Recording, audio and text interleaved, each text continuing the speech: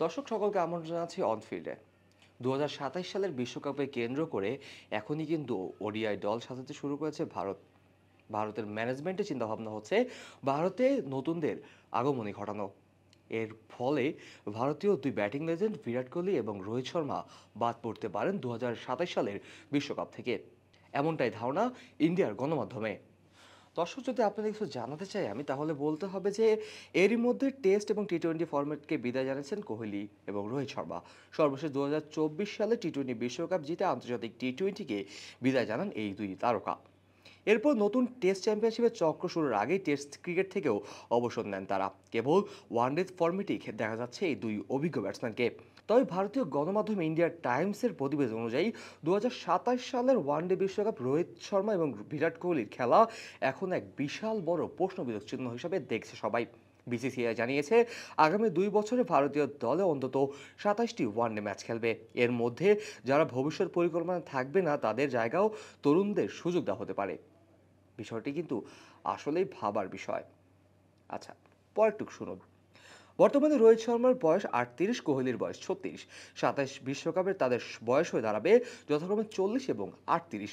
এমন বয়সে আন্তর্জাতিক ফিটনেস ধরে রাখা, ঘরোয়া ওয়ানডে টুর্নামেন্ট, বিজয় হাজরা ট্রফি খেলে জাতীয় দলের জায়গা ধরে রাখা, সব মিলে একটি জটিল সমীকরণ। বোর্ড চাইছে রোহিত শর্মা এবং বিরাট কোহলি যদি ওয়ানডে ক্রিকেট চালিয়ে যেতে চায় তাহলে ঘরোয়া ক্রিকেটে নিজেদের প্রমাণ করতে হবে। দর্শক, একটি মজার বিষয় কি, বিরাট কোহলি এবং রোহিত শর্মার ক্যারিয়ার কিন্তু ২ দশকের কাছাকাছি। এই বয়সে যদি তাদেরকে তাদের ফিটনেসের পরীক্ষা দিতে হয়, তাদের যোগ্যতার প্রমাণ দিতে হয়, বিষয়টা আসলেই হতাশাজনক। সর্বশেষ চ্যাম্পিয়ন্স ট্রফিতে রোহিত ও কোহলির ব্যাট হাতে খারাপ করেনি। কোহলি ৫ ম্যাচে ২২৮ রান এবং রোহিত শর্মা করেন ১৮০ রান, ভারত চ্যাম্পিয়ন হয়। তবে এই পারফরমেন্স যতটা যথেষ্ট নয় ভবিষ্যৎ পরিকল্পনায় জায়গা ধরে রাখার জন্য। কারণটা কি?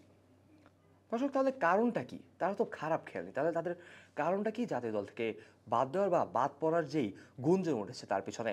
শুনুন এবার। সাবেক নির্বাচক দেবান গান্ধীর মতে জয়শ্রী জয়সওয়াল, ঋষভ পান্ট, সাই সুদর্শনের মতো প্রতিভাবান তরুণরা উপেক্ষা করা কঠিন। টেস্ট সফল যারা তারা ওয়ানডেতে সহজে মানিয়ে নিতে পারবেন।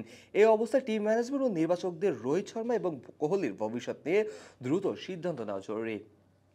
কথাটা হচ্ছে টেস্ট খেললে ওয়ানডেতে ভালো খেলতে পারেন, কিন্তু কথা হচ্ছে ঋষভ পান্ট কিভাবে তাদের বিরাট কোহলি বা রোহিত শর্মার জায়গা নিতে পারে?